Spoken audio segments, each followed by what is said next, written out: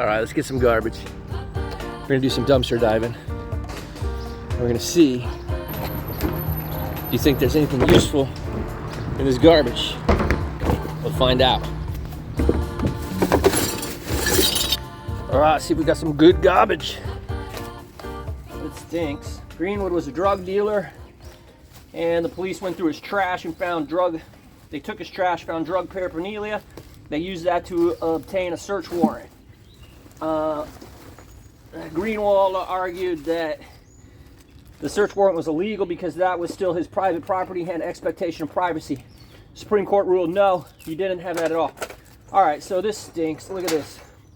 There's a ton of, there's mangoes in here or something. Oh my God, that really stinks. But we got some paper. This is useful. I mean, you know, we're looking for bills. A phone bill would be very useful for a hacker. Let's see what some of these are. You can take this information and confirm who lives in the property. Here's a medical bill, Care First. What else is in here? Public library. Here's another bill. We'll put that together. Insufficient funds. That's garbage. Some mortgage information. Oh my God, mangoes. Sometimes it's good to take the recycling. Recycling's cleaner, but a lot of times there's more paper in there. Now we could start researching this LLC as well as the occupant of the house. We didn't know that already. Junk mail. Lunch. And a broken glass. Okay, so we got some good bills. We'll take a look at those. It's perfectly legal to take somebody's garbage when it's on the curb in a public space. You can't go onto somebody's property and take it. That's trespassing. But you can take it as soon as it's been put on the curb. This one's interesting. It looks like we got lucky and we've got his credit card arrived.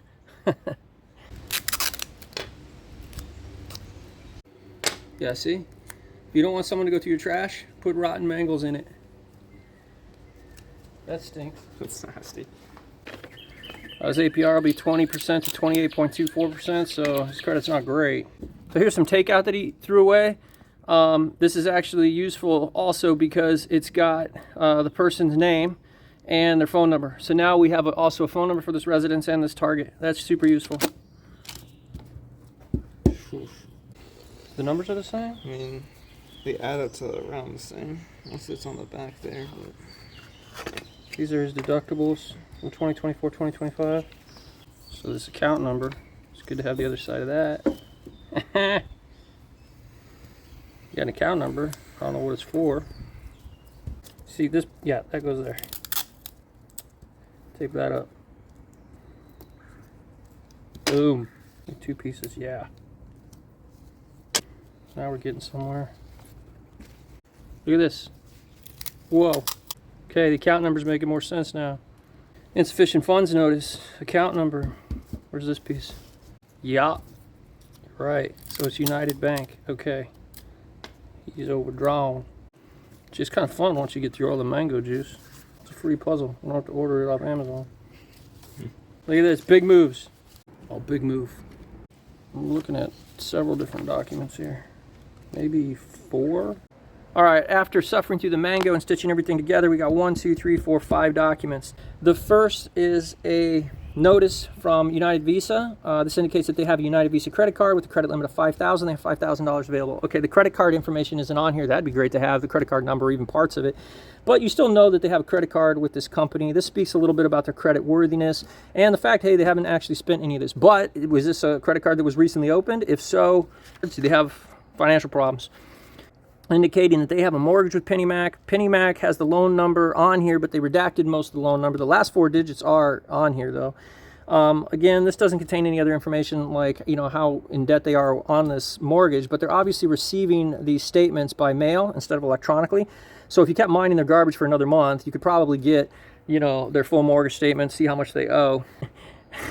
They must have pre-ordered this, DoorDash or something, I don't know, but it contained the full name of one of the residents of the property and also their phone number. That phone number is super useful. That's a hard data point. You can take that phone number to the dark web and see if it appears in any hacks. If so, that'll connect it to other email addresses and potentially other phone numbers, and you can also get passwords with this. So that's a great find. Here is a medical claim from Care First. It showed how much money they spent, on what date they had a medical procedure, how much that cost, indicates that they had some medicine, they got some medicine. It doesn't say what kind of medicine. That'd be nice to know, you know, but if you keep mining their garbage, potentially they throw away this prescription at some point, and you know that they're diabetic, they're getting treated for cancer, whatever. But that speaks to their, you know, their health situation. What's really interesting about this document, though, is that it contained, kind of crazy, but it contained their full insurance number, their plan number, their group number. I mean, that's a lot of information. None of that was redacted. A malicious actor can call Care First using this information, this name, this address, this phone number, and you could probably get access to a lot more of these, you know, health records. And then the last document, which is excellent, is an overdraft notice. This overdraft notice from United Bank. And it shows that on this date, they went over their balance recently. So, okay, maybe they do have financial problems. Maybe that's why they're opening credit card. You know, it tells you how much they have in their account, not much, how much they went over. But what's crazy about this document is it contained the full account number. None of this was redacted. So with this information, the malicious actor can call United Bank and give them the full account number, say, hey, look, I got locked out of my account, but I want to discuss this overdraft notice for this amount on this day, you know, and can you reset my password? This is a good OSINT exercise because it shows you that small fragments of information, I mean, really, they even tore this up and you put it together, but small fragments of information, when combined, can be very powerful and very useful for a hacker, for a malicious actor. So, careful with your garbage.